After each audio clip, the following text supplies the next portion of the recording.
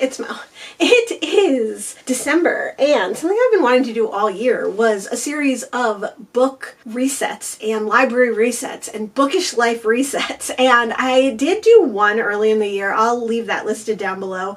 But the big thing that I've been wanting to tackle all year is my red shelf. I have some notes. My red shelf is where I keep all the books that I've read throughout my lifetime, really, that I'm going to keep theoretically forever. When I read books throughout the year, since joining BookTube and since reading so many books per year, I keep them on a yearly red shelf. So I keep every physical book that I've read. Sometimes I even pick up books mid-year that I read on audio but I want on my shelf. I keep those on a shelf on the side. All throughout the year, that shelf gets fuller and fuller, and then at the beginning of every new year, I do a shelf or toss. So I go through every book that I read the previous year and I talk about it, and I decide whether I'm going to put it on my red shelves, my actual red shelves, or I'm going to toss it. But I don't throw it away. Obviously, I donate it to a little free library or somewhere else, or I give it to a friend, and sometimes I give it back to a friend if it's something that I've borrowed. It's been 2 years since I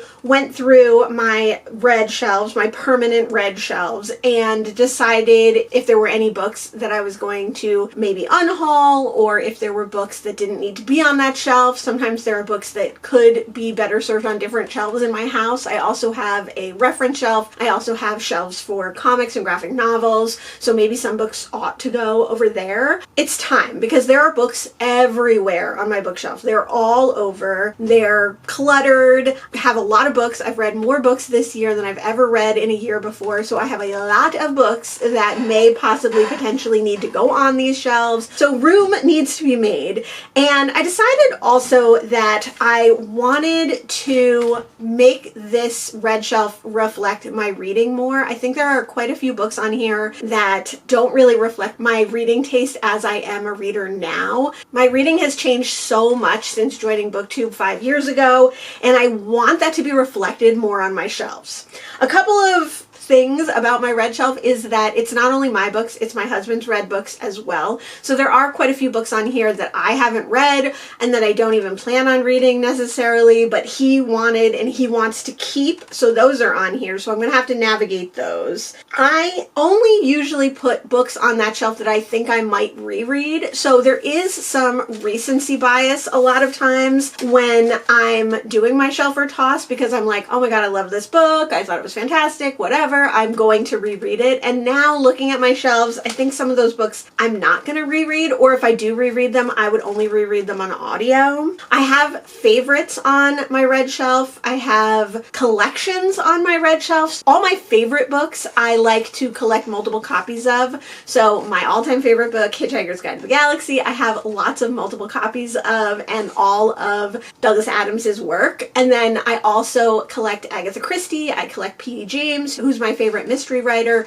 I collect Kurt Vonnegut. I collect Shakespeare. So there are a lot of books on there that are part of collections that maybe are duplicates or multiples that aren't really going to go anywhere. Now, I have considered moving those to another shelf, but I don't currently have another shelf. So it would be cool to have like only a bookcase of collections. So like Douglas Adams, Agatha Christie, P.D. James. Like I think that would be really fun, and like each shelf would be totally their books. But I'm not at that point yet because, like I said, I don't have the room and I don't have the shelf space. Those are some of the hurdles that I'm going to have to get over. Like I'm not going to be able to get rid of every single book that's not mine or that I haven't read on my red shelf. The last thing, and the thing that I think is going to make the most space on this shelf, is that I have a lot of books that I wanted to keep, that I felt throughout the years. I've had these same shelves since like the year 2000. So some of these books are very old. And there are a lot of books that I've felt that I wanted to keep throughout the year that I don't know if they reflect my reading taste now, and I don't know even if I would approve of them now, if that makes sense, or enjoy them now. So there's quite a few books like about Asian characters that are written by white authors. Now, I can't remember. I remember really enjoying them, but I can't remember if they were good representation or not. I can't remember if maybe they were bad representation, if they had problematic issues with the book, with the writing, with the author. So I do want to go through the shelves and make a box for rereads. I did get a box, and I think what I'm going to do is fill up that box with rereads. I do need a couple of more boxes. Hopefully I'm going to get them later this week to finish packing up some books that were just scattered on my floor. There are also books that I loved, like The Beekeeper's Apprentice, that definitely the first book in that series, even if it is a little problematic, I would keep. But then I read a lot through that series, and I don't know if it's really me anymore. So those would go in the reread box. Carl Hyacin would go in the reread box because I loved his Florida season when I read it, but I haven't read it in so many years that I don't know if I would still love it. So I'm going to put all my rereads in a box. I'm going to make room on the shelf, and then maybe I'll do like a reread project at some point and reread some of those books, or at least the first in some of those series, to see if they still deserve to be on the shelf. And there's definitely books that I think I will not reread that I could take off the shelf as well. So the first step is going to be going through and picking off those rereads. Oh, the other thing I'm going to do is there are certain books that I don't want to get rid of, but I don't think reflect my reading, like my Bill Bryson books. I don't really want to get rid of those yet. I'm not ready to get rid of them, so I'm going to put those in a box as well, and I'm going to think about them. So there's going to be like a definite yes, a reread, and an unhaul, and then making room on my shelves for more books. I'm going to start with A. My books are alphabetical, very simple, very easy, but that's the easiest, best way. And I personally like when books look eclectic, like when they're not all the same size, when they're not all the same editions. And so I'm going to go through and I'm going to make room. And where I 100% know there are books that I'm going to keep from my keep or toss, I might leave a little extra space. Something that I am not going to do is I'm not going to get rid of any of my collections yet. I'm going to lay some of the larger books on their side, I think, and make stacks this way because that's going to save room. I'm not going to do that with my Douglas Adams books because I like seeing them all out, but I think Agatha Christie and P.D. James, which is on the next shelf, I think those can get laid on their side and stacked up, and that'll definitely help make some space on my shelves. I'm going to leave all my husband's books, but I'm going to pare down some of the books that I don't think he's actually read or that don't really belong on the shelf, like maybe some philosophy books and things like that. When I did my basement box book project in 2024, I did actually put a lot of books on my red shelf that either I had read or that like went with series. I'm going to take those off again. I think I thought I had a lot more room than I actually do when I did that series. And I'm going to try and really make some space. I did also clear out, I think you can see it, yeah, down here. There's a couple of places on my bookshelf where it doesn't go alphabetical, so there is a whole children's book shelf down here, and I had all my children's books. I already went through those. I chose to only keep the books that really mean something to me, that really were my childhood books, were very important to me on that shelf, so I cleared out about half of a shelf there. There is also another shelf on the other side that you can't really see, but that's only half a shelf because it's hidden behind the couch. My printer is on a shelf. You know, there's only so much space, so my printer is on a shelf, and then there is my poetry books. I keep all my poetry books in one collection all together. So I'm going to try and make a little bit more space for that because I have a lot more poetry books than when I started that area. I might go ahead and unhaul some books that I have like in paperback but I want in hardcover, or in hardcover but I want in paperback. I'm thinking about that. And obviously I have a ton of books on top, like stacked in, that need to get slotted in. So I'm going to start with A. I'm going to take off the books that are rereads that need to go in the basement or that I can unhaul. I'm not going to put in the books though. I don't know. Should I put in the books as I'm going through? I guess I should. I guess I should put in the books as I go through as well. I have a feeling this is going to be a long process and this is just the first day. So let's see how far we get, and then I'll check back in with you when, you know, we've made a little bit of progress. I just stubbed my toe so hard getting this stepladder out of the basement that it made me start sweating. Whew. A rough life to be clumsy. It's not pleasant.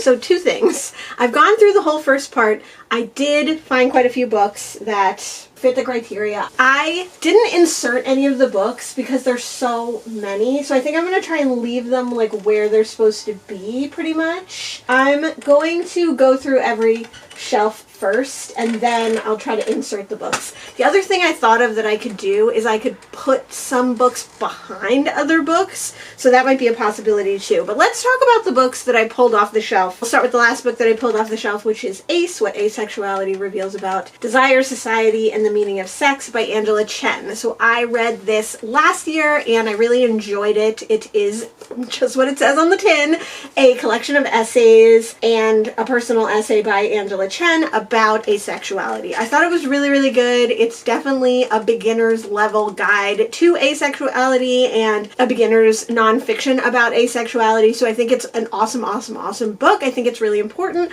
But truth be told, I don't ever see myself rereading it. Guess I kept it so that if I wanted to like go through it and look at certain essays, but a year later, I'm not going to do that. If I want to reread this book, I'll probably reread the whole book and I'll reread it on audio. That's how I read it the first time.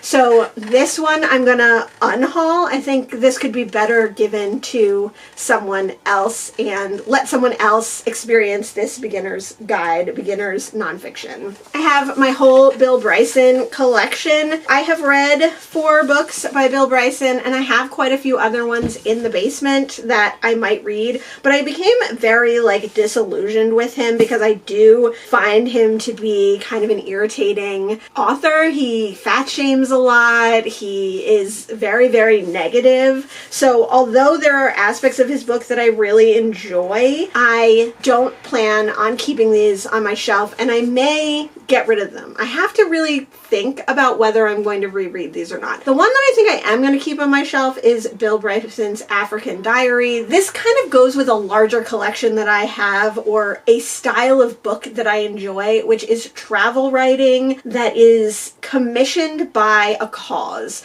So I've read a couple of books like this so far, and I like the idea that a writer is asked to go and talk about a place or a cause or a community and then write a short book about it to be given away or to be sold for profits to go to that charity or that cause or whatever it is. If I had to pick a Bill Bryson that I like the most out of the ones that I've read, I would pick Neither Here Nor There. This is Travels in Europe. So this is the other that I would keep. I'm talking myself into unhauling these. I'm going to unhaul these two. I'm going to keep these two. I'm going to keep them on my shelf. Next, we have The Deep by Peter Benchley. I haven't read this one. I really want to read this one. I've only ever read Jaws. I just put this on my shelf because I've read a Peter Benchley. It doesn't belong on my red shelf, so I'm going to take it off and put it on my TBR. Next, we have Let's Kill Constance by Ray Bradbury. I read this when I first joined BookTube, so in like 2020, and I really didn't like it, but I kept it because it's Ray Bradbury and I love Fahrenheit 451 and there are many other Ray Bradbury books that I want to read.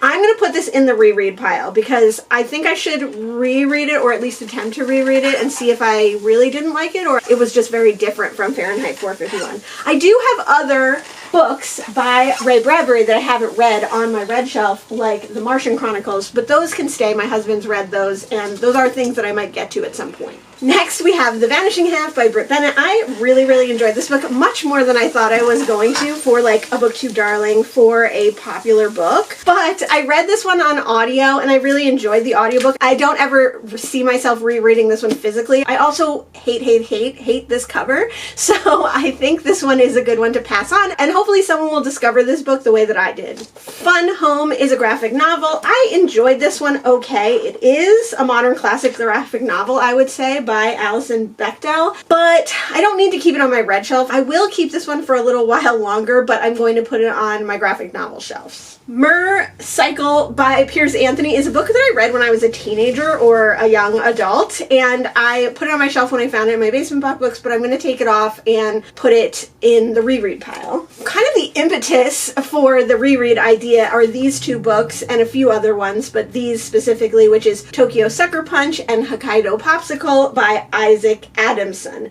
So these are books that take place in Japan, and I can't remember if they have a Japanese main character or a white main character who lives in Japan, or a part Japanese, part American main character, but I believe that Adam Isaacson is completely white from the US. I don't know if he spent time in Japan. Like, I feel like now, even though I remember really liking these books, they would be too problematic for me, and they really don't represent the reading that I do now. So I would like to reread these. So I'm going to go ahead and put these in the reread box.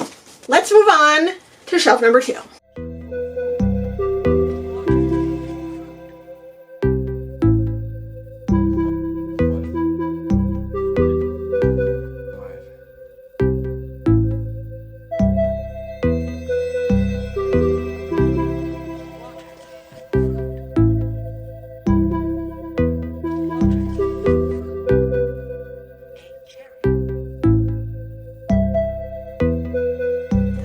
Shelf, but a rough one too. Let's start with What Belongs to You by Garth Greenwell. I only read this one a couple of years ago, and I didn't love it, and then I lent it to my friend and he didn't love it, and when I got it back I was like, you know what, maybe I really do want this on my shelf, but I think that might just be because it's queer, so I'm gonna put this in the reread. Carl Hiaasen, I have 4 books on my shelf. I only ever kept the Skink books because I like that character the best. These are all going in the reread pile. Lord of the Flies, I've never read, and honestly probably never will read, but this is such a beautiful vintage copy. I think it just needs to live on the shelf. It's also falling apart. I don't know if my husband's read this or not, so I'll ask, but this might be one that just gets tucked away as like a keepsake, but not necessarily a read book. Then we have Anthony Horowitz. I have House of Silk, which is a Sherlock Holmes book, and I have Magpie Murders. I read both of these physically. I liked both of them a lot. I even went through the trouble of getting rid of a paperback to keep this hardcover, but I don't think I'm ever going to reread them, so why even have them? I would like to reread Magpie Murders, then read the sequel, because I think this is a duology, the Susan Ryland duology. I'm probably not going to reread this big chunky book, so I don't know, maybe I'll put this one in the reread pile and I'll unhaul this one. Wildlife by Richard Ford. I really like this copy of this book. It's like a cloth bound. I remember really liking this book. I remember some of the imagery from this book. It has a fond place in my mind. I've also read this one since joining BookTube, but will it stand up to reread? I don't know. This one I'm torn on just keeping on the shelf. I'm going to put it in the reread pile. Then we have If I Survive You, which I read just last year, I think, by Jonathan Escoffrey. This is part of my Booker Book project. I read this one. It's a collection of interwoven short stories. I remember it being extremely bleak, and I don't know if I would ever reread it, even though I did enjoy it. Enjoy is a weird word. You know, I enjoyed my time with it. I enjoyed reading it. It's not an enjoyable book necessarily, but every time I go to get rid of this, I'm like, ooh, should I just keep it? Because I kind of did like it. And then The Office of Historical Correction by Danielle Evans, I think I read last year. And I didn't love everything in this, but I loved some. And this was another one that I was going to unhaul and then ended up keeping. There's one story specifically that I want to reread. Ugh, now I'm really wavering. I think I'm going to keep both of these and Wildlife and put them back on the shelf. The last book from this round is The Poet by Michael Connelly. I've read this one a couple of times. It's the only Michael Connelly I've read. I did enjoy this kind of traditional mystery thriller. I just don't know if it would be for me now, so I'm going to put this in the reread pile. And that's 2 shelves down. Let's move on to the 3rd shelf. My toe still really hurts, by the way. Put this away. This is going to be my last shelf, I think, or set of shelves.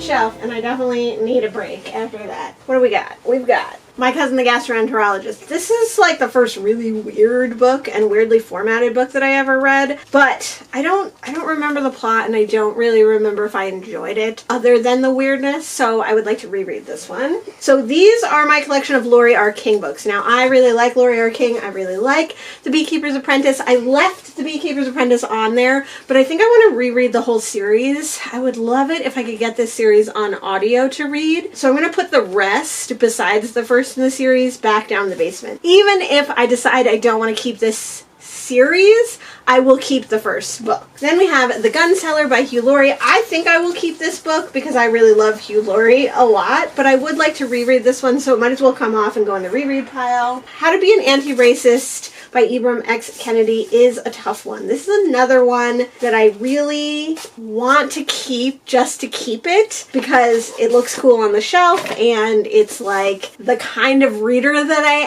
am and the kind of book that I read now and important to my reading journey. But I didn't read this one physically, and I'm not going to read it physically if I reread it, so I'm going to unhaul this one. This is another one that where I am in my reading journey, I know that social justice books are important to me. I know that I'll be reading a lot of them. There are plenty on my shelf that will be staying on my shelf because I will reread them, because I love them a lot. This one is a much more informative nonfiction, and I think it could better serve someone else. And the last books I have are not books that I'm getting rid of and not books that I'm taking off the red shelf, but I just wanted to point it out because there's going to be quite a few books like this. These are vintage books that are just very cool looking and by authors that I like or are part of franchises that I like or whatever that I will be keeping on my bookshelf. And usually I have face out just because they look neat. I have The Living Sea by Cousteau. I have The Human Body by Isaac Asimov. I have The World of Carbon by Isaac Asimov. And I have Empire Strikes Back Star Wars, which is a movie adaptation. So these are just awesome books, awesome vintage books, and they will stay on my shelves. But they technically are not read books and technically will not be read. I think this is a good place to stop because I'm going to have to move the camera down to do the rest of these shelves anyway. And these shelves are tough ones to do. So we'll stop there for now, and then I will come back to you when I do some more. But let's see, we got quite a stack. 17 books to go in the reread box, and 6 books to be unhauled. So doing pretty good, I think, actually. You know what else I wanted to mention before we go? I specifically put these 2 books out. They are Ring Shout by P. Jetley Clark and Piranesi by Susanna Clark because they just happen to be together, but they are both books that I read since starting my booktube and I really, really loved. So something that I have started doing for my red shelf is collecting the books that I've read that I love. So I read both of those on audio when I first read them, and they're favorites that I've made over time. Maybe not my like top favorites, but favorites. So I want to keep those. I've been collecting them when I see them used. So there definitely are books on here that are reflecting my reading taste. Anyway, that is the first part of the video. Let me know what you think in the comments below. Let me know, out of all the books that you've seen me look at, if there are any that you would say 100% you should keep, 100% you should get rid of, don't bother rereading them, bother rereading them. Popping back on really quick to say that I forgot that I was also going to do Bangkok 8 as a reread. This is the same as the Hokkaido Popsicle books in that it's an American author writing about Asian characters, and I don't know how I'm going to feel about that now. I think I liked this one more than I liked these. I'm going to put it in the reread box. And the last thing about that is those books, those 18 books that I decided to reread, filled up that reread box. So I need to get another box before we continue this video anyway. Thanks so much for joining me today, and I'll see you in the next one. Bye!